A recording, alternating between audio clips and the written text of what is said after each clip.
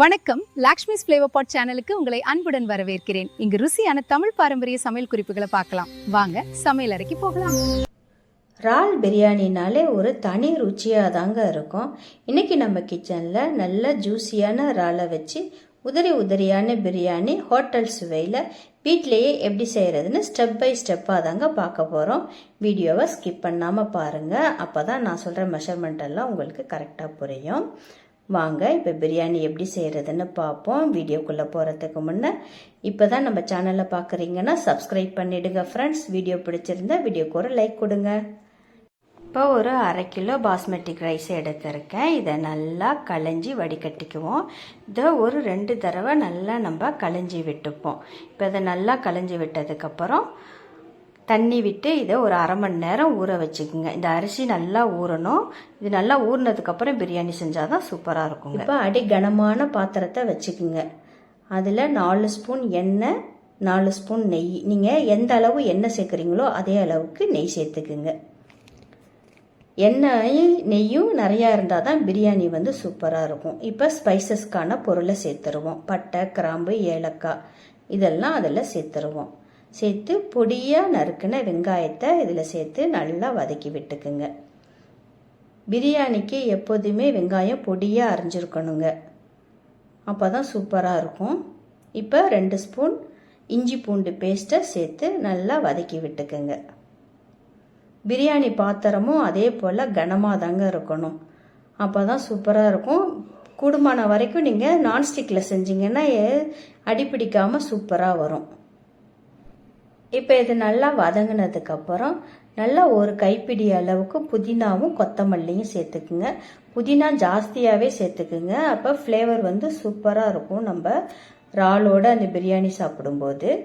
இப்போ இது ஒரு 2 நிமிஷம் நல்லா வதக்கி விட்டுக்குங்க. இப்போ 4 ஸ்பூன் தயிர் சேர்த்துக்குங்க. கெட்டி தயிர், ஓரளவு புளிப்புள்ளாத தயிராக சேர்த்துக்குங்க. இப்போ 1/2 ஸ்பூன் மிளகாய்த்தூள் சேர்த்துக்குங்க. காரம் வந்து பிரியாணிக்கு எப்போதுமே நார்மலாக இருந்தால் தான் நல்லாயிருக்கும். இப்போ 1 ஸ்பூன் பிரியாணி மசாலா சேர்த்துக்கிட்டு இதை நல்லா 2 நிமிஷம் வதக்கி விட்டுக்குங்க.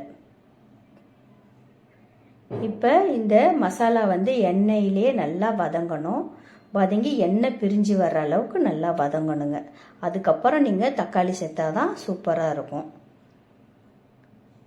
இப்போ நல்லா எண்ணெய் பிரிஞ்சு வந்துருச்சு பார்த்தீங்களா. இப்போ நல்லா பொடியாக கட் பண்ண 4 தக்காளி பழத்தை இதில் சேர்த்துருங்க. பழம் வந்து நல்ல பழமாக இருக்கணும் தக்காளி, அது மாதிரி பார்த்து எடுத்துக்குங்க. இப்போ இதை நல்லா அது மாதிரி 2 நிமிஷம் வதக்குனதுக்கப்புறம் நல்லா எண்ணெய் பிரிஞ்சு வரும். அதுக்கப்புறம் நம்ம க்ளீன் பண்ணி வச்ச இறாலை இதில் சேர்த்துப்போம்.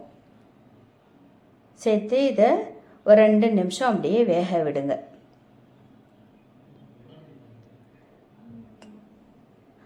இதில் வந்து நம்ம இறால் வந்து வேகிறதுக்கு தண்ணி விட வேண்டியது இல்லைங்க.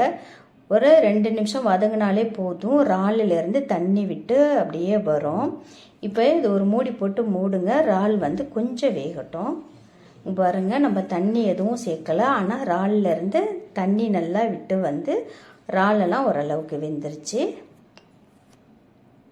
இப்போ நம்ம இந்த பிரியாணிக்கு தேவையான அளவுக்கு தண்ணியை இதில் சேர்த்துருவோம். பிரியாணிக்கு நான் வந்து பாஸ்மதி ரைஸில் தான் செய்கிறேன். இப்போ 1 கப்பு ரைஸுனாக்க 1/2 கப்பு தண்ணி வச்சுக்கோங்க. அதுக்கு மேலே வைக்காதீங்க. ஏன்னா நம்ம இதில் வந்து இறால்லேருந்து தண்ணி வந்திருக்கு. பத்தாததுக்கு நம்ம தக்காளியோட ஜூஸு, தயிரோட ஜூஸு எல்லாம் சேரும். அதனால தண்ணி வந்து கம்மியாகவே வச்சுக்கோங்க. 1 டம்ளர்னா 1/2 டம்ளர் தண்ணி வச்சுக்கோங்க போதும். இப்போ பாஸ்மதி ரைஸை நம்ம இதில் சேர்த்துருவோம். இந்த அரிசியுமே வந்து பிரியாணி செய்கிறதுக்கு ஒரு 1/2 மணி நேரத்துக்கு முன்னாடி ஊற வச்சுக்குங்க. ஒரு 1/2 மணி நேரம் ஊறினதுக்கப்புறம் நீங்கள் பிரியாணியில் சேர்த்தாதான் பிரியாணி செஞ்சோம்னா சூப்பராக இருக்கும். இப்போ இது நல்லா ஊறின அரிசி தான். இப்போ நம்ம சேர்த்தாச்சு. இப்போ இந்த பிரியாணிக்கு தேவையான அளவு உப்பு சேர்த்துக்குங்க. உப்பு சேர்த்து இதை நல்லா அப்படியே கிளறி கொடுத்துக்குங்க. இது வந்து அப்படியே கொதிக்கட்டும். இப்போ ஒரு மூடியை போட்டு நல்லா மூடி வச்சிருவோம். இப்போ நல்லா கொதிக்குது பாருங்கள். நல்லா கொதித்து இந்த தண்ணியெல்லாம் ஓரளவுக்கு வத்திருச்சு. இப்போ இன்னும் ஒரு 2 நிமிஷம் மூடியை போட்டு மூடி வச்சுருங்க. இன்னும் கொஞ்சம் தண்ணி நல்லா இஞ்சணும், அப்போ தான் நம்ம தம் போடும்போது கரெக்டாக இருக்கும். இப்போ தண்ணி நல்லா வத்திருச்சு பாருங்கள். இப்போ இந்த ஸ்டேஜில் லைட்டாக கிளறி விட்டுக்குங்க, போதும். லைட்டாக கிளறி விட்டுக்கிட்டு நம்ம இதில் ஃபுட் கலர் சேர்த்துப்போம். நல்லா இந்த மாதிரி அமுத்தி விட்டுக்குங்க. அமுத்தி விட்டுக்கிட்டு கொஞ்சமாக நம்ம ஃபுட் கலர் சேர்த்துப்போம். ஃபுட் கலர் வந்து கேசரி கலர் தான். அதை வந்து கொஞ்சம் தண்ணி ஊற்றி இது மாதிரி கரைச்சி விட்டு இது மாதிரி சேர்த்துக்குங்க. டைரெக்டாக அப்படியே சேர்த்திங்கன்னா அப்படியே திட்டாக பிடிச்சிக்கும். இது மாதிரி கொஞ்சம் தண்ணி விட்டு கரைச்சிக்கிட்டு இது மாதிரி பிரியாணியில் சேர்த்துக்குங்க. இப்போ இன்னும் கொஞ்சம் புதினாவும் கொத்தமல்லியும் சேர்த்துருங்க. மேலே சேர்த்து அப்படியே ஒரு தட்டு போட்டு மூடிடுங்க.